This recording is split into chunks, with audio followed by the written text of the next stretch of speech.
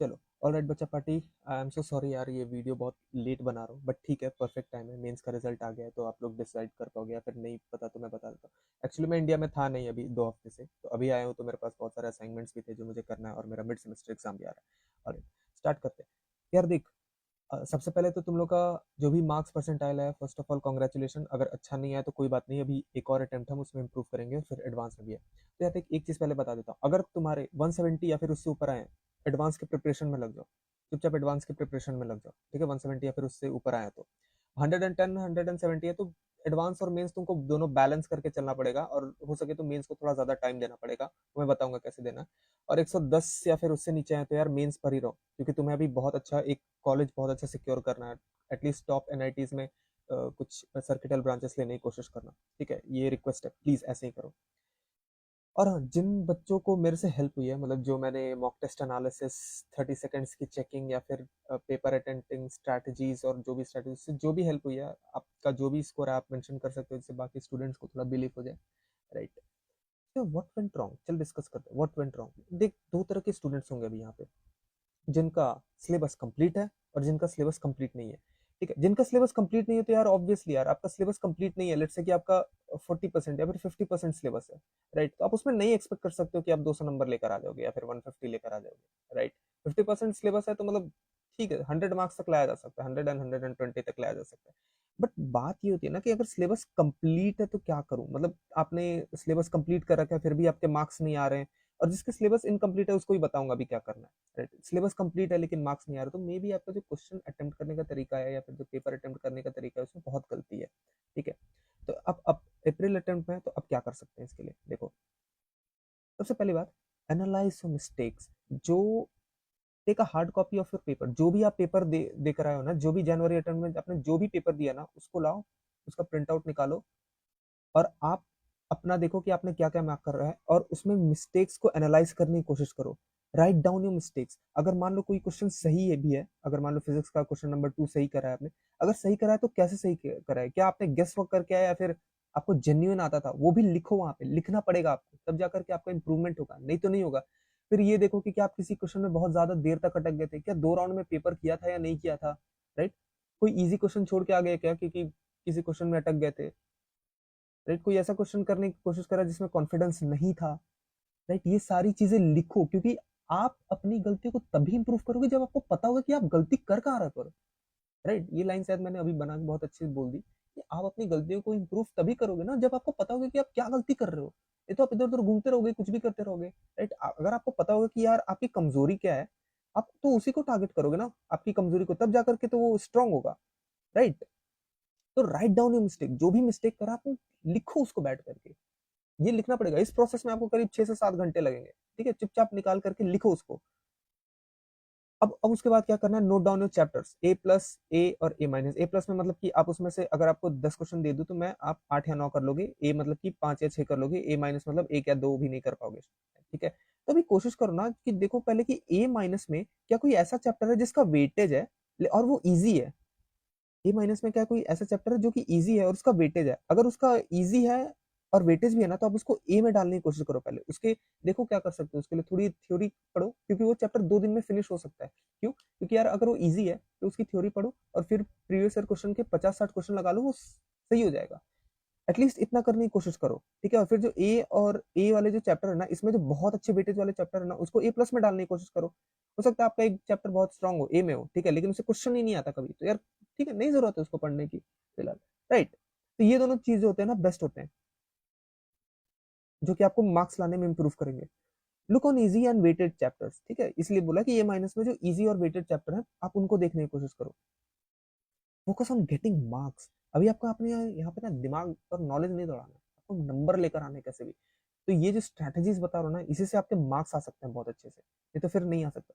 देखो, buy a book that has weights mentioned, ठीक है, इसके लिए ओसवाल का या फिर पीडब्ल्यू का, या फिर जिसमें भी वेट्स दिया हो ना कि यार इस चैप्टर से इतना वेट आ रहा है, वेट वेट वेट बोल रहा हूँ बार बार, डीप लर्निंग पढ़ रहा हूँ इसलिए। तो जिस चैप्टर से कितने क्वेश्चंस आ रहे हैं, वो जो वेट्स है ना वो ज्यादा मैटर करता है, क्योंकि जेई मेंस का ना पेपर थोड़ा रिपीटेटिव होता है। मतलब कि अगर उन्होंने जनवरी अटेम्प्ट में किसी पर्टिकुलर चैप्टर से 4 क्वेश्चन पूछ लिया है, लेट्स से मैट्रिसेस से, तो मोस्ट प्रोबेबली अप्रैल अटेम्प्ट में भी 4 क्वेश्चन पूछेंगे। और हाँ, इस बार का जनवरी अटेम्प्ट थोड़ा ठीक-ठाक है, ऐसा नहीं है कि लास्ट ईयर की तरह 240 पे 99 परसेंटाइल आ रही है, ठीक है?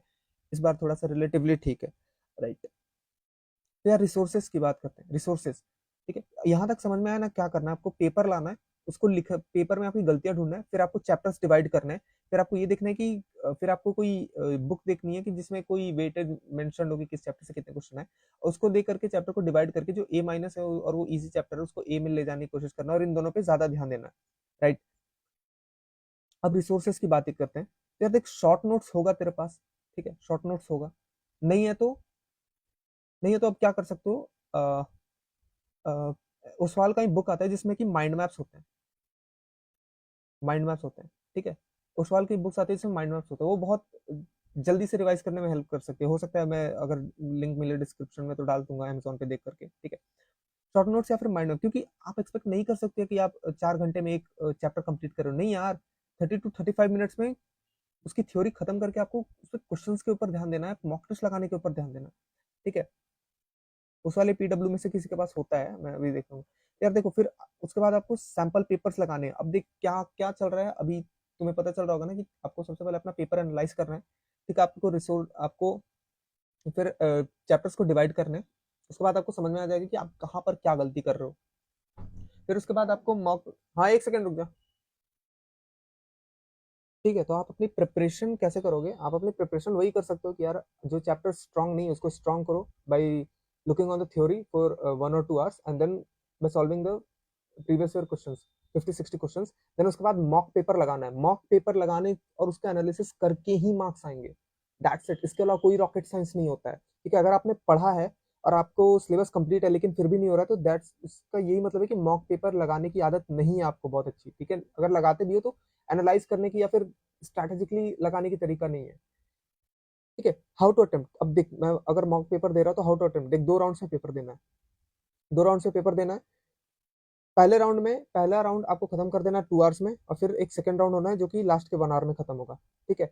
और रफ शीट मैनेजमेंट, ठीक है? Rough sheet management is very important. जब अ, यार बच्चों, जो जो रफ शीट मैनेजमेंट करके एग्जाम दिए थे, प्लीज अपना रिव्यू लिखो डिस्क्रिप्शन में, आपको कैसा लगा था, आपको हेल्प हुई थी कि नहीं। रफ शीट मैनेजमेंट में बता देता हूँ कि अगर आपको रफ शीट मिले तो उसको एक डिवाइड कर दो बीच से।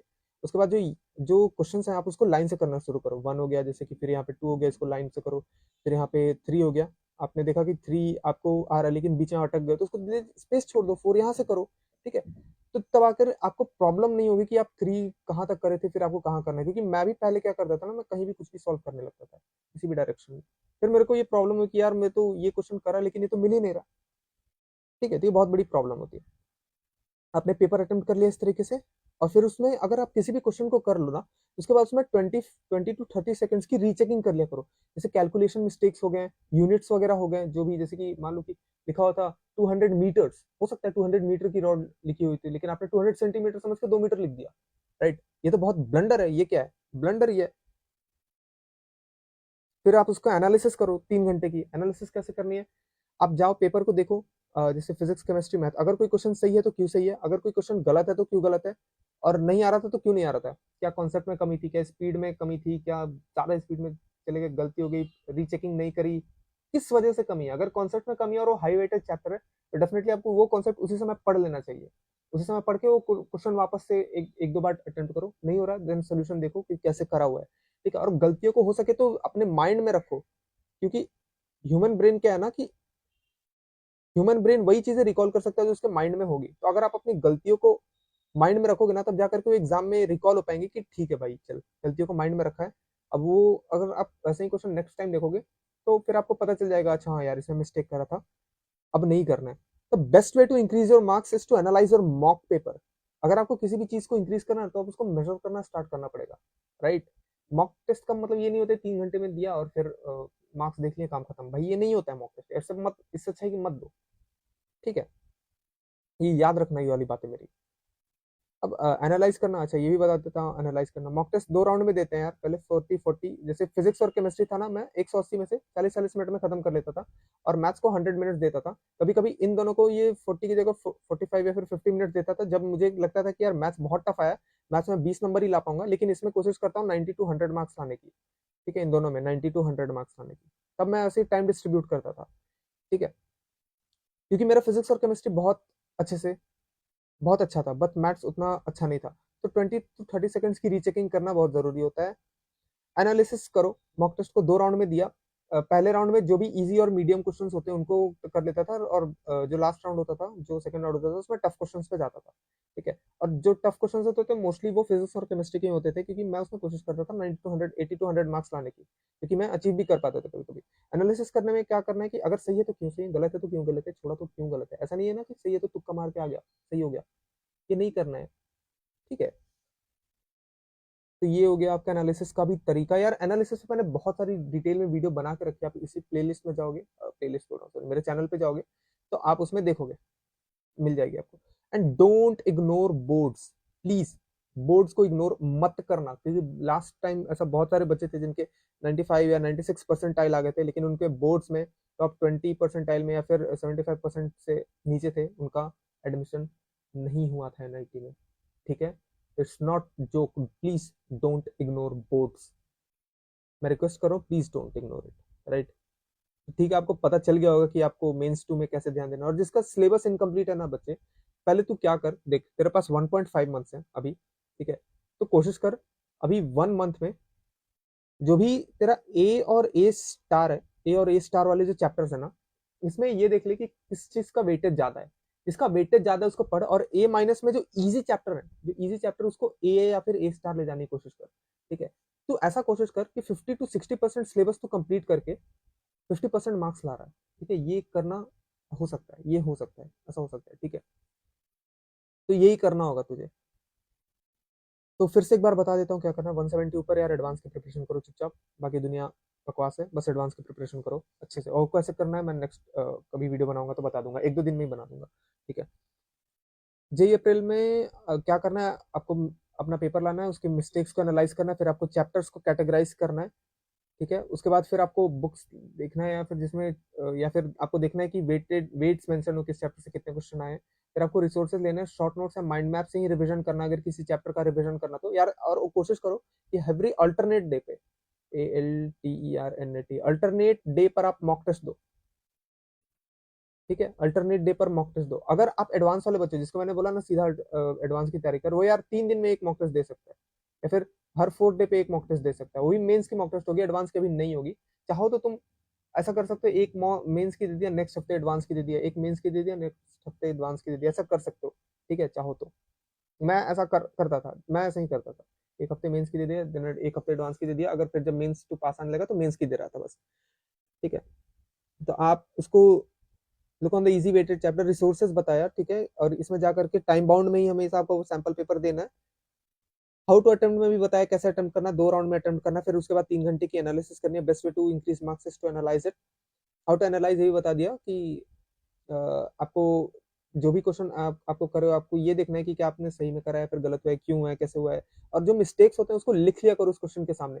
और जब लास्ट डे आपका पेपर हो, या जिस लास्ट डे हो जिसके बाद आपका पेपर हो, तो लास्ट डे पर आपको पास ये होना चाहिए कि आपके पास सारे मिस्टेक्स लिखे होने चाहिए, आपको मिस्टेक्स के थ्रू गो थ्रू कर रहे हो, क्योंकि आपके माइंड में आपको मिस्टेक्स भी लेकर जाना है, जिससे अगर आप ऐसा क्वेश्चन देखो नेक्स्ट टाइम, आपका ब्रेन, आपकी आइज, तो ब्रेन को पता चल जाएगी कि हाँ यार इसमें मिस्टेक्स तुमने करा था, इस टाइम ये मिस्टेक नहीं करनी है। फिर 20 to 30 सेकंड्स की रीचेकिंग भी कर लेना, ठीक है। तो यार फिलहाल के लिए तो इतना ही। अभी मैं जापान गया था 2 वीक्स के लिए फॉर स्पॉन्सर्ड ट्रिप, और उसके ऊपर कभी बाद में वीडियो बनाऊंगा। मेरे पास बहुत सारे क्लिप्स हैं, मैं बताऊंगा कि मैं कैसे गया था, क्यों गया था। और आप भी अगर जाना चाहते हो, राइट, ऐसे स्पॉन्सर्ड ट्रिप्स वगैरह पे दूसरे दूसरे कंट्रीज में, तो यार आईआईटी बॉम्बे आओ। एनआईटी ठीक है चलता है, एनआईटी भी चलता है, अच्छा है, लेकिन आईआईटी की औकात अलग होती है। ये कभी आप आईआईटी का जैकेट पहन के बाहर जाओगे ना, तो पता चलता है यार कि औकात है, बंदे ने कुछ करा है लाइफ में, राइट। तो ये सारी चीज़ें हैं, ये सारी मोटिवेशन आपको मिलते रहनी चाहिए। और शायद मैं अपने बैच में जो 27 में ग्रेजुएट होंगे, अपने बैच में शायद ऐसा फर्स्ट स्टूडेंट हूँ जो कि कंट्री के बाहर गया, ठीक है, स्पॉन्सर्ड ट्रिप के लिए। स्पॉन्सर्ड ट्रिप के लिए नहीं, एक सेकंड, सीएस के स्टूडेंट्स है जो कि विंटर वेकेशन में गए थे जेन स्ट्रीट के ऑफिस हांगकांग में। उसके बाद अगर सीएस के अलावा देखे थे तो शायद मैं फर्स्ट ऐसा स्टूडेंट कंट्री के बाहर गया हूँ, मे बी। ठीक है। राइट। सो ये सारी चीज़ें बतानी थी आपको। कुछ कमेंट है, कुछ डाउट है, कुछ कुछ भी है तो आप उसको बता सकते हो मेरे को। मैं उसको देखूंगा, रिप्लाई कर दूंगा, ठीक है। और जिन बच्चों का मेंस अच्छा गया है और जिनको हेल्प हुई है तो ये प्लीज़ कमेंट्स में बताओ कि आपको क्या सही लगा, क्या गलत लगा, ऐसे ऐसे। ठीक है। तब तक के लिए see you in the next video. Bye bye.